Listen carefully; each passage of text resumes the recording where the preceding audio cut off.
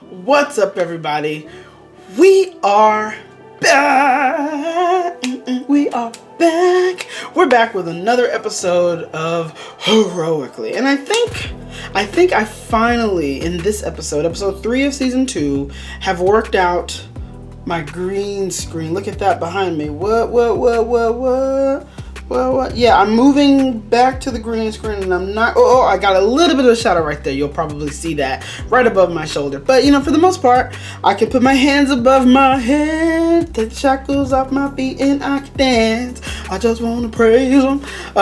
So we are back with another episode of Heroically and good quality green screen work. I'm getting better. I am getting better. In tonight's episode, I'm gonna really try this time to keep it to 30 minutes, at least for the main body of the content. Then maybe I'll do 5-10 minutes of the hero and villain of the week, which I like to end the episodes with that, but I'm already rambling too much. Why don't we just jump straight into it? You saw the title. I don't know what the title is right now, but I have an idea of what the title's going to be, but you saw the title. So you kind of know what I'm going to talk about, right? I am going to talk about Star Wars tonight.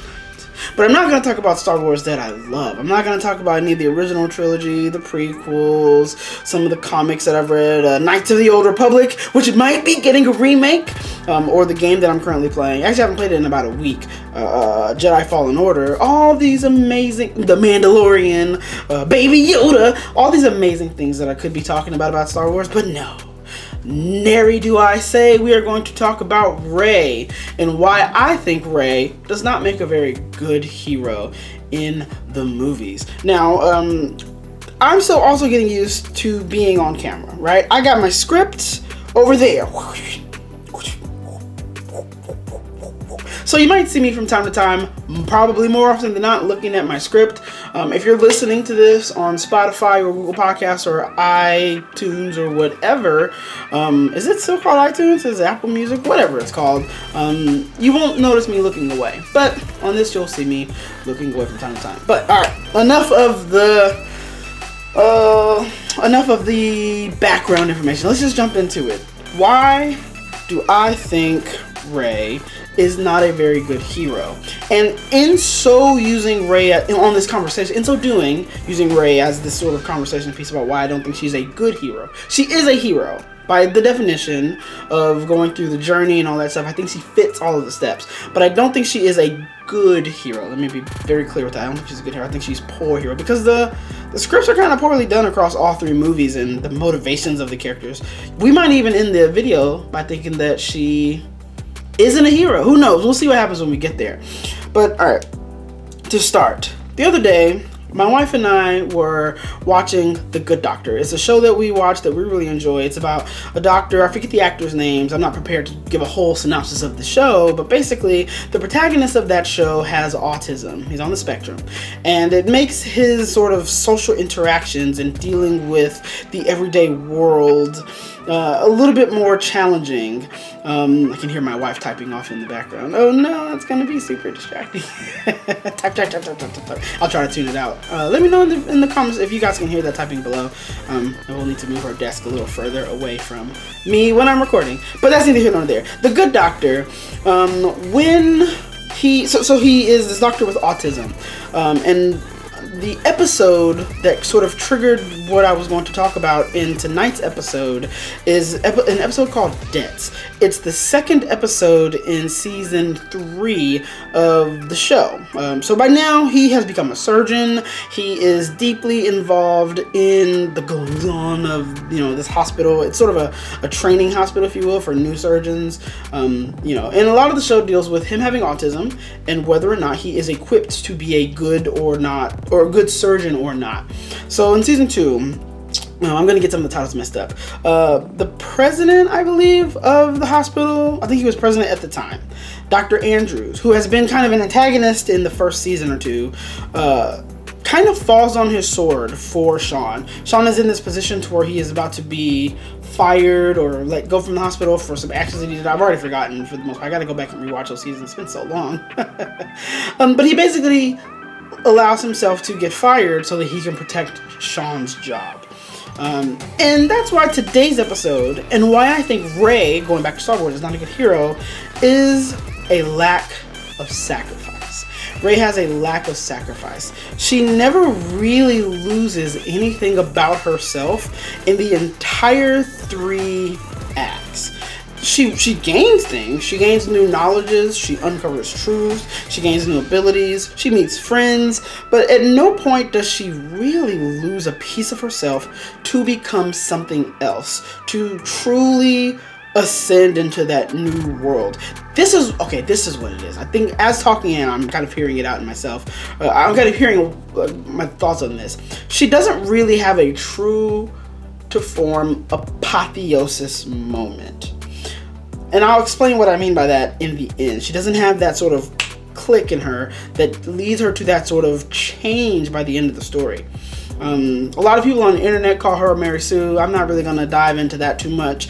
We're taking Rey as a character and how she exists in the beginning, middle, and end of her own story, for what she accomplishes, what she doesn't accomplish, without thinking of any of the political correct aspirations of political correct machinations of society, right? We're just thinking of it bare bones storytelling, how she works as a character.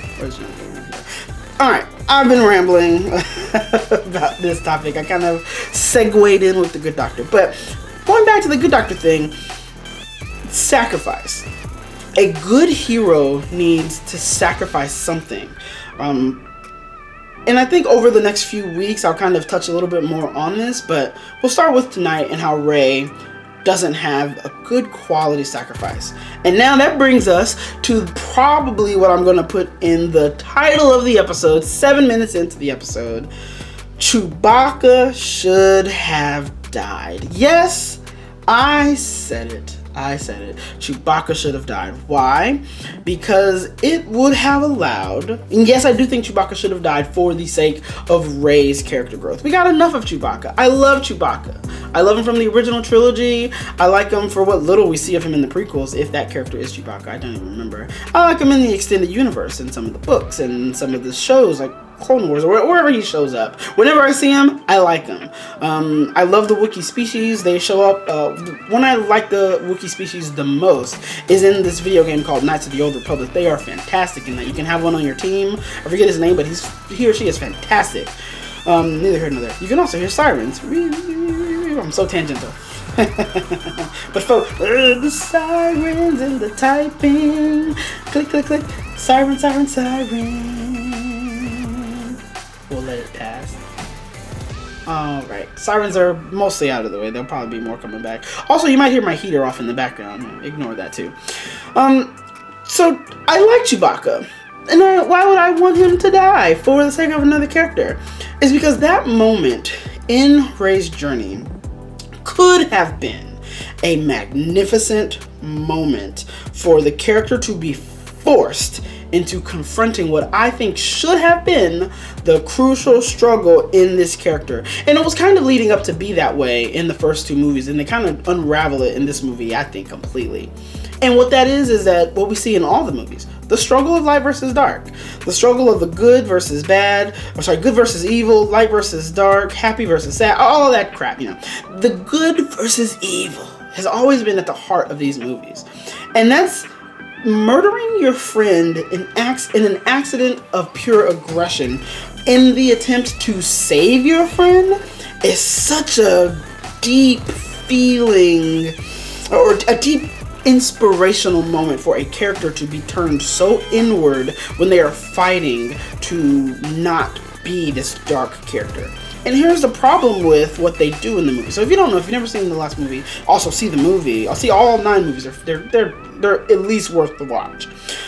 So, I mean, especially the original trilogy. Definitely more than worth the watch. Fantastic movies, right? What happens in the movie? Chewbacca, they're on some planet, some desert planet, fucking Tatooine, I don't fucking know.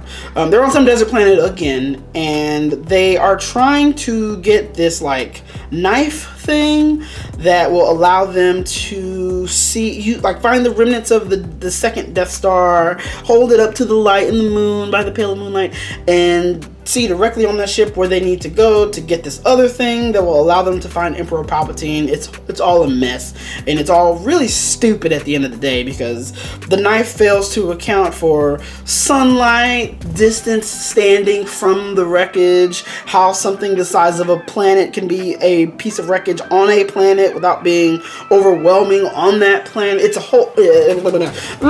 I can go on and on and on. Yeah, I could do my my gun face, and it's completely ridiculous. But that's the situation. And they don't kidnap. They capture Chewie, and he is on a ship leaving Earth, and Finn is like, Rey, Chewbacca's on that ship. So she like uses the Force. She uses the Force, tries to stop the ship, and then Kylo's like, whoa, no, because he's there for whatever reason, and he's like also using the Force. So we got Force versus Force. Epic moment. I always think the tension between Kylo Ren and Rey is very well done, 9 times out of 10. I like their chemistry. I like what they got going on. Hated the kiss. We won't talk about that. So in her effort to be stronger than Kylo, to save her friend, she shoots Force lightning from her hands. Unlimited pie! You know, all the good stuff. Do it. All the good stuff, right? And the ship explodes. And we as audience members, them as characters, they're all looking at the ship, and they're like, oh no. Side tangent here. I'm gonna do a lot of tangents. Finn's reaction... This is so bad, because at this moment I'm thinking Chewbacca's dead. Rey's thinking Chewbacca's dead. Kylo's thinking Chewbacca's dead. Finn is like, no! And he like stomps. His reaction was so poorly done. I couldn't help but laugh at it, even in the emotional weight of Chewbacca being dead. I'm sure the movie did not mean for it to be funny. Now, that's what happens to Chewbacca. She thinks that Chewbacca is dead. She blows him up. Now, movie happens, right? 5 minutes tops. After this happened, we see a little bit of her beginning to be like, oh my god, I killed Chewbacca. What am I gonna do? 5 minutes tops later, the audience is clued in that he's actually alive. Within 10 minutes, not even 10 minutes, all the characters know that Chewbacca is still alive, and they try to go and save him. She never feels, for more than a moment, the emotional weight of having murdered Chewbacca. Having murdered Chewbacca. She feels like she has murdered Chewbacca. Now, I don't know all of the Jedi doctrine, but I'm pretty sure they're not supposed... Hey, Force lightning is a dark side of the Force trick. So she never thinks like, oh, I can't believe I can do Force lightning. Never happens in the movie. And she never really sits with the emotional weight of the feeling of having murdered a mentor, a friend, a companion, an ally in the war that they are fighting. They're fighting a whole war. And he had to have been some top general, even though the movie only just now gave him his medal. So she never sits in the weight of murdering Chewbacca. Now, why do I think Chewbacca should have stayed dead there? I think a lot of things need to go into Chewbacca's death, right? I think it would have caused that emotional moment for her to be driven into darkness. I kind of touched on this earlier on, and I should have said this at the beginning, but I don't think I did a very good job at explaining this. In the movies, Rey struggles between going to the dark side and staying with the light side. It's a big struggle for her. It's a struggle with other characters, to be honest. We see a lot of this with Kylo Ren. Objectively, you could probably take Kylo Ren and give him some of the hero journey steps too. Kylo, if you flip the story and look at his perspective, can be the hero of his own narrative, right? If he thinks what he's doing is right. He's got some atonement with the father stuff definitely happening there. Magical aid, he's got mentors, meeting with the goddess, if Rey is his god. You could really do this for Kylo Ren, but that's a different topic altogether. But for Rey, I'm losing my train of thought as it leaves the station. But for Rey, what was I just saying? Why she should have killed Chewbacca, why Kylo... Alright, so she needed that apotheosis moment, alright? So, brief recap. Rey should have killed Chewbacca. She doesn't sacrifice enough. And I think that the sacrifice of killing Chewbacca would have been great for the character. No, my screen is dying, so my script has disappeared. There we go. Okay, I'm not even using the script. I'm so off script right now. I'm lost as hell. But okay, the struggle. This is what I was saying. The struggle versus light versus dark. In the first two movies, Rey has a struggle. She's trying to find her own identity. Here's the problem. In this third movie, Rey has so completely decided to be on the side of light. She never really struggles, and I think she should have. I think this is a missed opportunity with the dark side that's pulling her. And in a movie where it is revealed that Emperor Palpatine is her long-lost grandfather, you know, the dark Sith Lord Emperor Palpatine himself, the movie should have done a much better job with Rey exploring her own darkness. Instead, it is all external with no internal motivation. Really weakens her character. Sure, internally, she wants to find out her past. She wants to discover what certain things about her identity mean.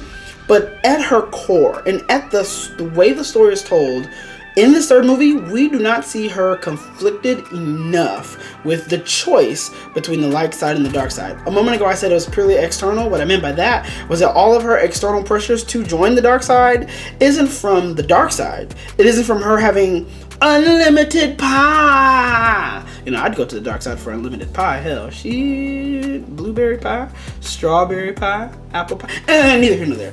But it's not for her struggle for unlimited pie. She doesn't wish to bring anybody back from the dead. She's not trying to save her wife who is about to give birth and will potentially die in childbirth. There's nothing really pulling her to the dark side except for her connection with Kylo Ren. Kylo Ren is like the little devil on her shoulder. It's like, hey girl, hey, come to the dark side.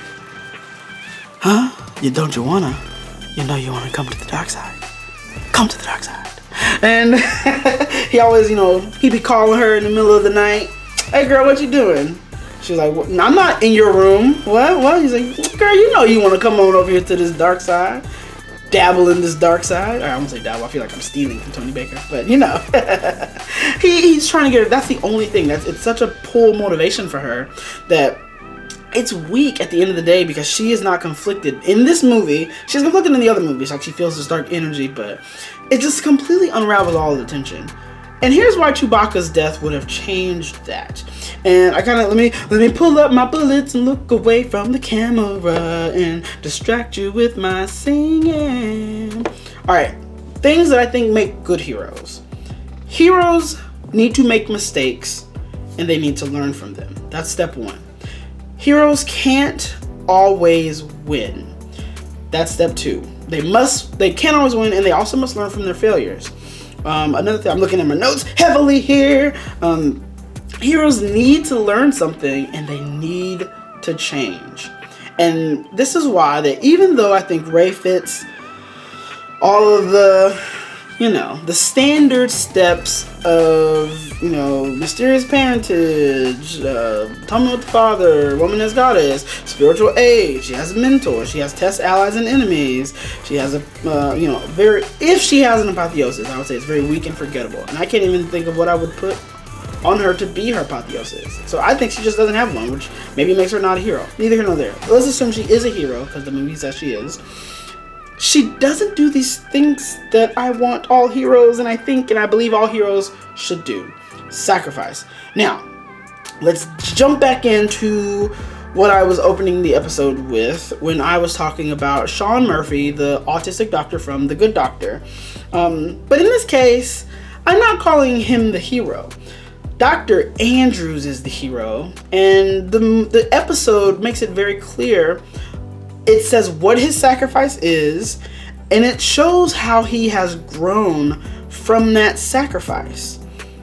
In the beginning of the show, we see Dr. Andrews hate Sean. He does not believe that Sean can be a good doctor because he is autistic. He thinks that let's call it a mental handicap. I don't know if that's politically correct, but let's call it a mental handicap. He thinks that mental disability, there we go. He thinks that mental impairment will hinder him from being a successful doctor. So at the point where we get to the the character already has gone through tremendous change. And this is a character that you don't even, he's just a villain, right? He's antagonistic to other doctors. He's in a position of power to where he has authority over others in a very vile and criminal feeling way that you're just kind of uncomfortable with him the whole time. So in this moment, he has changed so much that he is willing to, you know, let the sword of Damocles fall right onto his head. You know, totally misused the sword of Damocles. Who cares? But he falls on the sword for Shaun, someone who he didn't think would be a good doctor. It's such a change. And he loses, let's say, being hyperbolic, he loses everything. He loses his position, his income.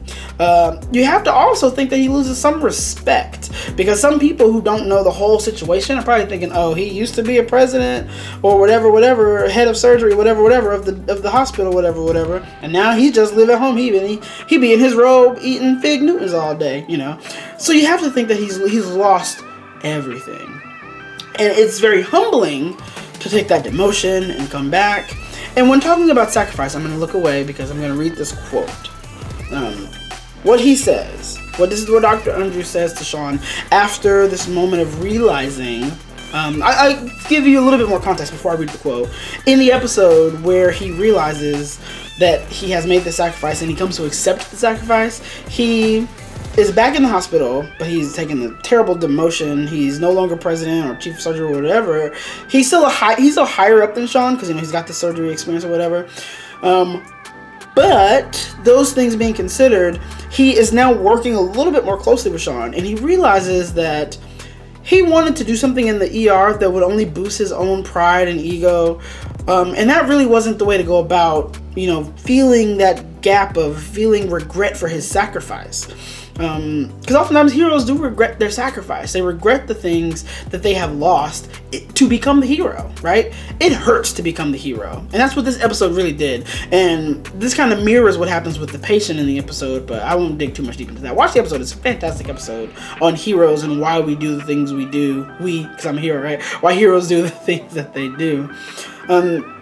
So he sees Shaun be this magnificent surgeon, and he realizes something in him clicks, like, yeah, I might have lost, you know, my position, but, and this is me interpreting, you could interpret this differently, right? And the show could mean something else here, but he realizes if I hadn't done what I had done, this man may not have ever spoke again.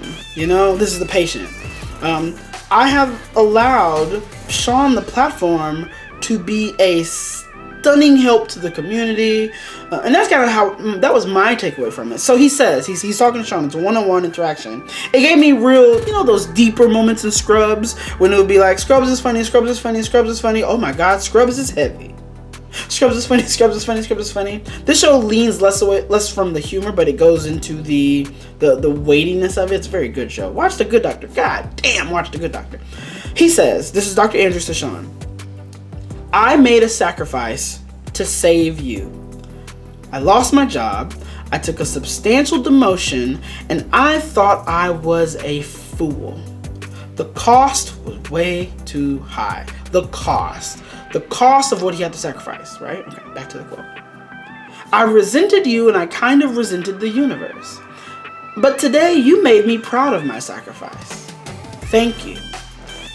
That was him speaking on the energy of sacrifice and how you can kind of forgive yourself for sacrifice. And it was such a meaningful moment that it made me think about Ray. I was really trying to figure out, why don't I like Ray as a hero? What about Ray doesn't work? I was gonna do this over MLK Day. I had extra time at work, and I couldn't think about what I was going to say about Ray. I was like, what is it about her that I think just doesn't click? And I think it's Ray's lack of sacrifice. It's her lack of sacrifice that makes her a compelling hero. People in everyday life, we lose things all the time. Be it literal loss like death of a loved one, or we lose a thing that we really care about.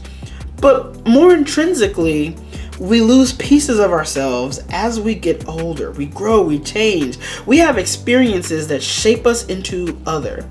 And in so doing, we become not necessarily the master of two worlds, if you think about the trope, but we become the master of our own worlds, and we continuously master every new phase of our worlds because of what we sacrifice, what we have to lose to become the next thing that we are meant to be, right?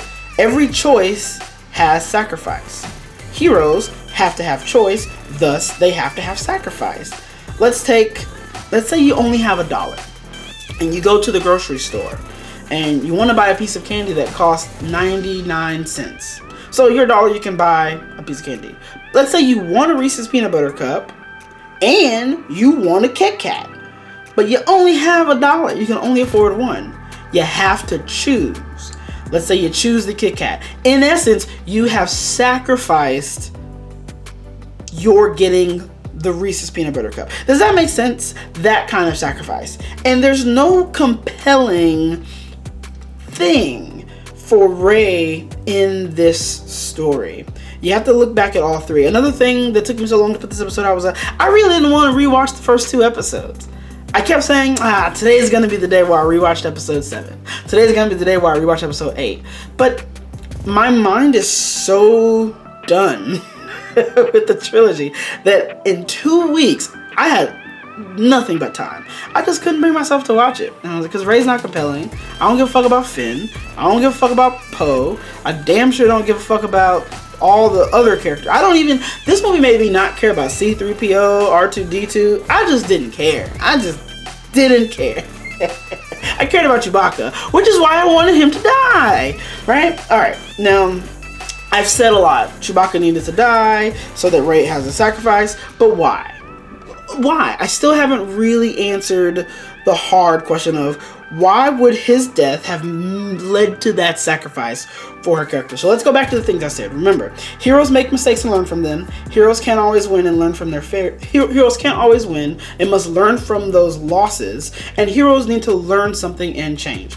All 3 of these things that make great heroes can be attributed to if Rey would have accidentally killed Chewbacca. Because her struggle was a struggle of good versus evil, light versus dark internally, and a struggle of self-acceptance and trying to find herself who she is, right? Alright. Heroes make mistakes and learn from them. Her killing Chewbacca and accidentally using her, tapping into that aggression. You know, what did Yoda say in one of the movies? Fear leads, I'm gonna fuck this up. Fear leads to anger. Anger leads to hate. Hate leads to the dark side. You know, I probably fucked up that whole order.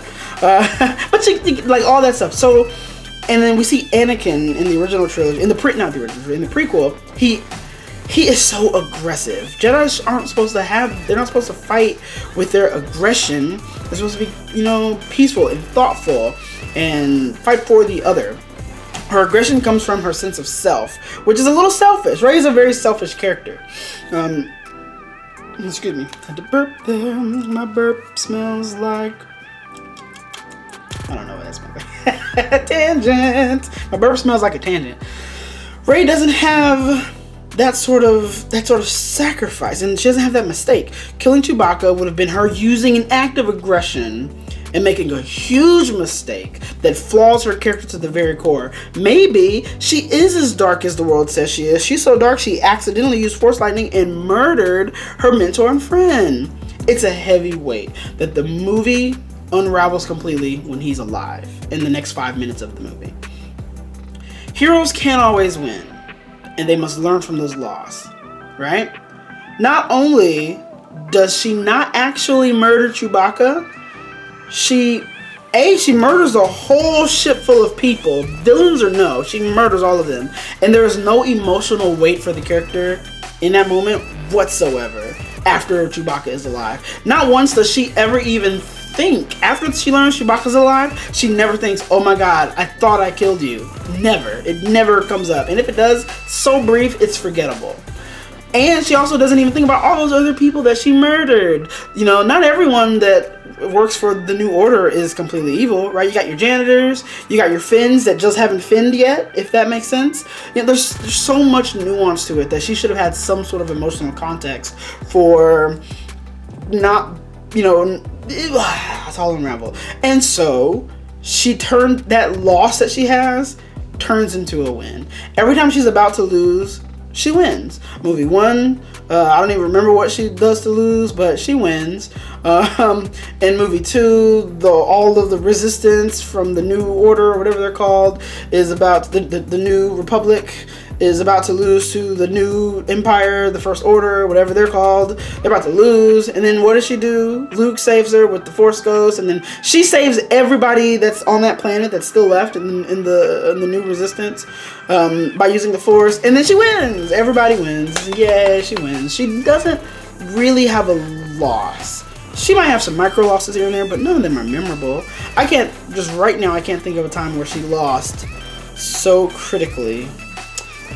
You could probably pull some stretches in there, like, oh, well, she couldn't stop Han Solo from dying, so she lost. That was a failure there, but I would say that was more intrinsic to Kylo Ren's story, because honestly, who cares about the relationship between Han Solo and Rey? Exactly. They put them together in a ship, and she was like, oh, it's cool, you're Han Solo, and then he was dead. Boom. Emotional moments gone. All of her emotional beats and character connections are unraveled. Heroes can't always win, and they need to learn from their failures. Also, one last thing to note before I wrap it up, because I'm at 31 minutes now. I'm keeping it tight. I've said my piece on the matter. One last thing to note. She is so utterly selfish in this whole movie. She doesn't accept enough outside help, and heroes need to learn to ask for help. Not only that, but she just flings her friends around with the Force. If I'm your friend and I'm trying to help you, if you force push me, we're done. Like, we're done. Like, you force push me on this dangerous ship just because you didn't want me to help you? Aw, you bastard. I'm shooting you when your back is turned. I'm just kidding.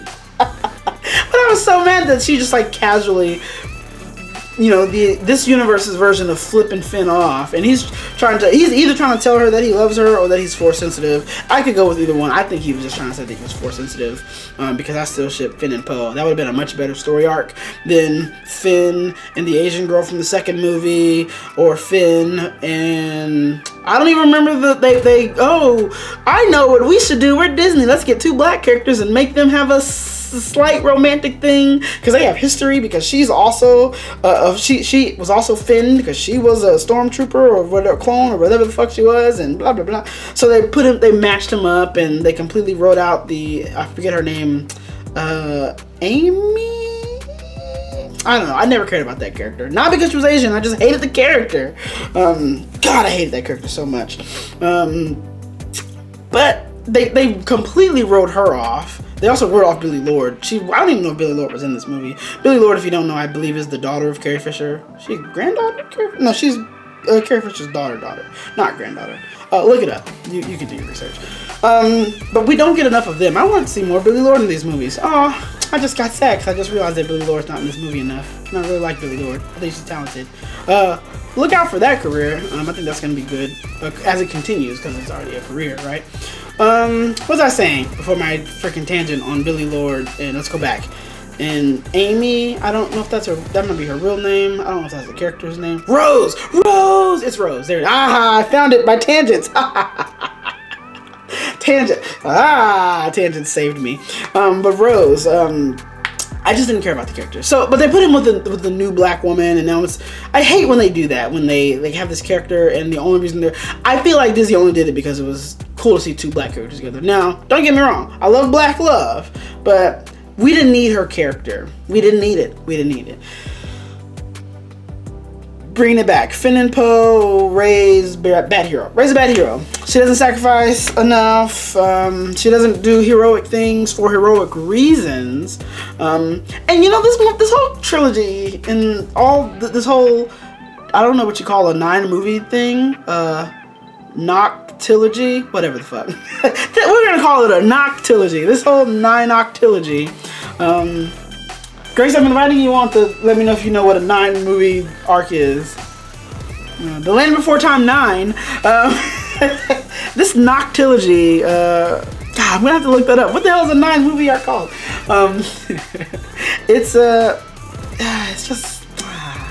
it's just underwhelming at the end of the day because of this last trilogy. It's very sad. It's very sad. But anyway, those are my thoughts on Rey, why I don't think she's a hero. I had all these notes that I really didn't use. I'm pretty sure had I used the notes, I would have probably made a much better argument. I was probably all over the place here.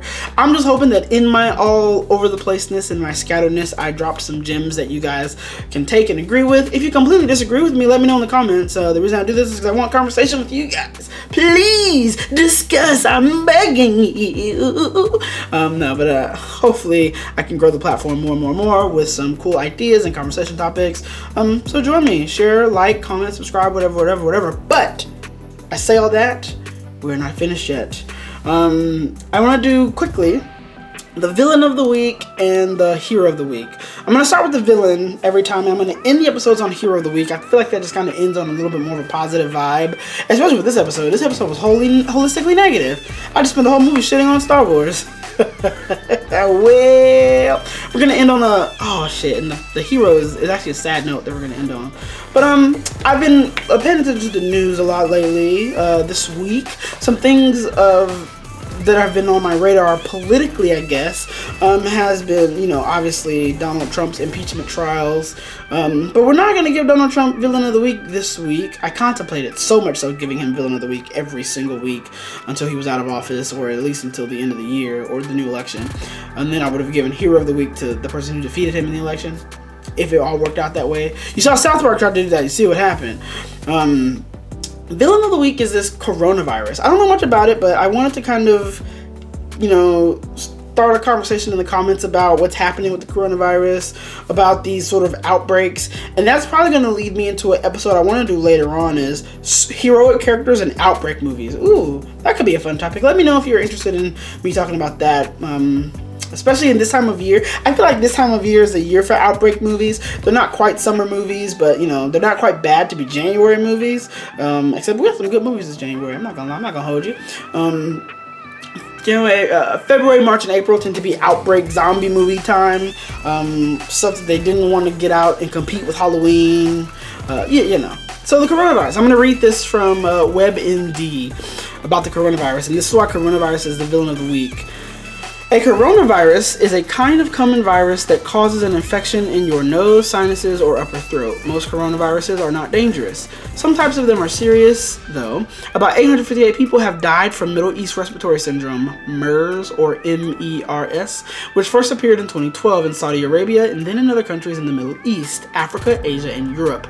In April of 2014, the first American was hospitalized for MERS in Indiana, and another case was reported in Florida. Both had just returned from Saudi Arabia. In May 2015, there was an outbreak of MERS in Korea, which was the largest outbreak outside of the Arabian Peninsula. 2003. All right, this is the history of the outbreaks. I want to get to this part here about what's happening this week or this month. But in early January 2020, the World Health Organization identified a new type, 2019 novel coronavirus, or 2019 NCOV, in China. By late January, there were 300 confirmed cases in China and a death count that was still in the single digits, but rising. And despite airport screenings, a traveler had brought the first case to the the United States. Often a coronavirus causes upper respiratory infection symptoms like stuffy nose, cough, and sore throat. You can treat them with rest and over-the-counter medication. The coronavirus can also cause middle ear infections in children. So that's just kind of a general overview of what a coronavirus is, but specifically the villain of the week is that one strand of the coronavirus, which I believe was 2019 NCOV.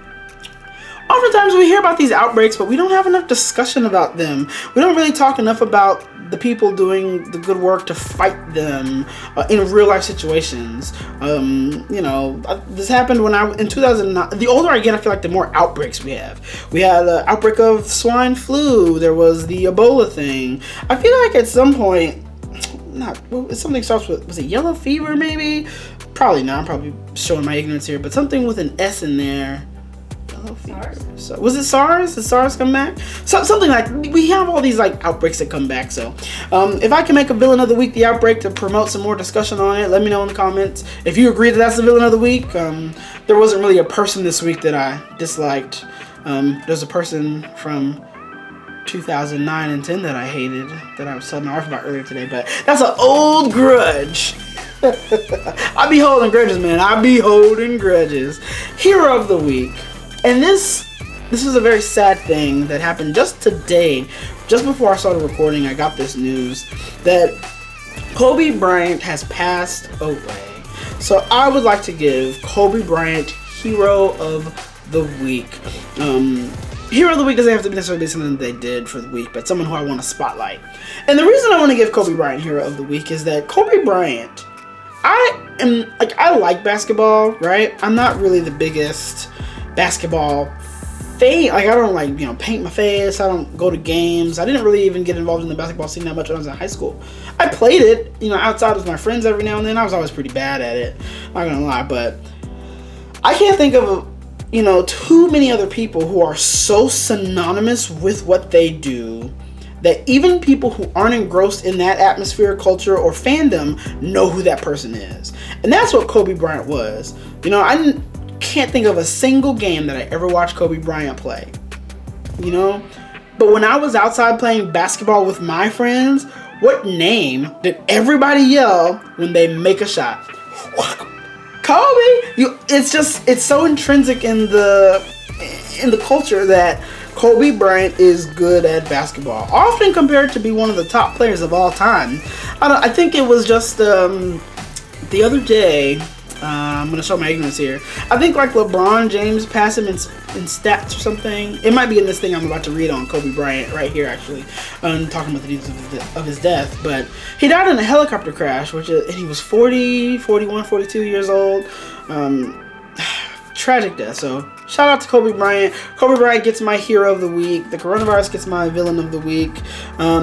So let me actually, before I wrap up the episode, I want to read this. This is from NBASports.com. It's just sort of a recap about the Kobe Bryant situation. Kobe Bryant dies in a helicopter crash. Kobe Bryant, the legendary Lakers star. Oh, that's another thing.